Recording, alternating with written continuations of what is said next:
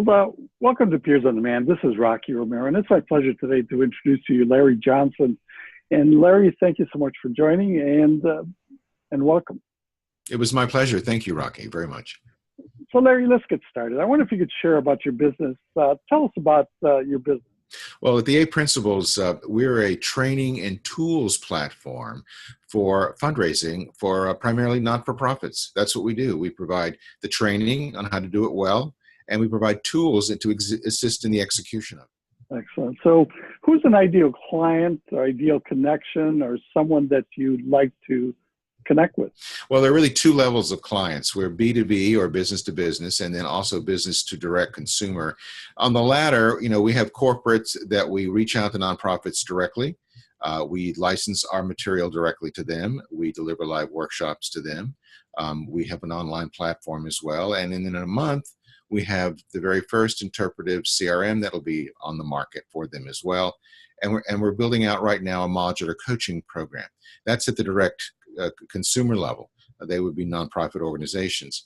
We're also, our clients are service providers that work in the nonprofit space. And those would include fundraising consultants themselves, financial services people, any other professional governance consultant, anyone that works directly with not-for-profits, because in many cases, what we offer is what they call a bolt-on business to any of these people who are already providing service to the not-for-profits, because achieving sustained revenue that grows over time is absolutely critical. That's our mission.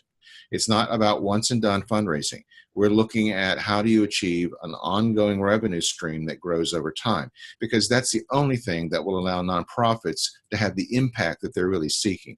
Because so many of them are focused on these sort of episodical fundraising. And so you see their revenue, it's like this, it's like a roller coaster.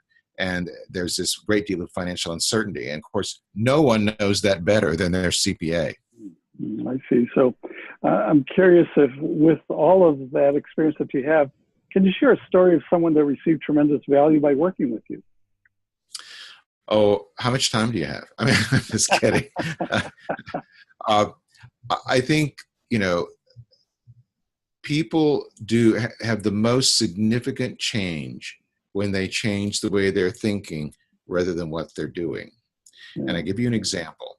I worked with a chapter of one of the large federateds, meaning say like Salvation Army or Boy Scouts or Girl Scouts.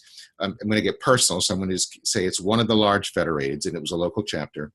And they had approached me because they were in serious trouble. Their fundraising was so bad that the National was threatening to pull their charter, like do something fast. And this was in the early stages when we were just developing some of this modular material. So they actually had to pay more for it because it involved more personal involvement of myself. Now it's fully packaged. It's a lot easier to deal with. But at the time, they had to think about, do we really want to spend the money for this? This is, where we are on this. That's the case with a lot of nonprofits. Well, long story short, we worked with them. The key is a willingness to change. The key is a willingness to look at things differently. And in a matter of 6 months, 8 months, their actual receivable cash went up 600%. At the same time that their cost for raising this money dropped 80%. So you see the confluence of both of those things. But there's a cautionary tale in that, and here's why. In order to be consistent and sustained, you have to continue to do these things, and people were all for it. They loved it. It was great. 18 months later, maybe 2 years later, no more than that, they're back on the ropes again. Why?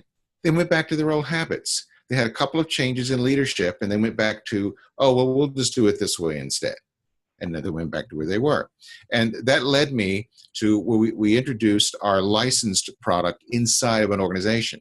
So now what organizations can do, and we have a couple of clients that are doing this right now, where they license from us all the curriculum, all the live work, and we trained one of their staff members to actually deliver it themselves, and they can train people repetitively.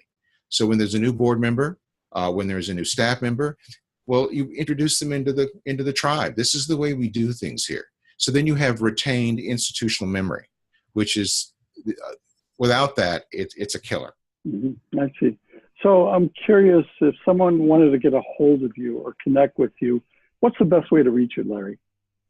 There's the website, the8principles.com, and that's the three words, the word eight, E-I-G-H-T, and the word principles, P-R-I-N-C-I-P-L-E-S, that's ideas, not people, .com. You can also email me directly, and that would be Larry at the8principles.com.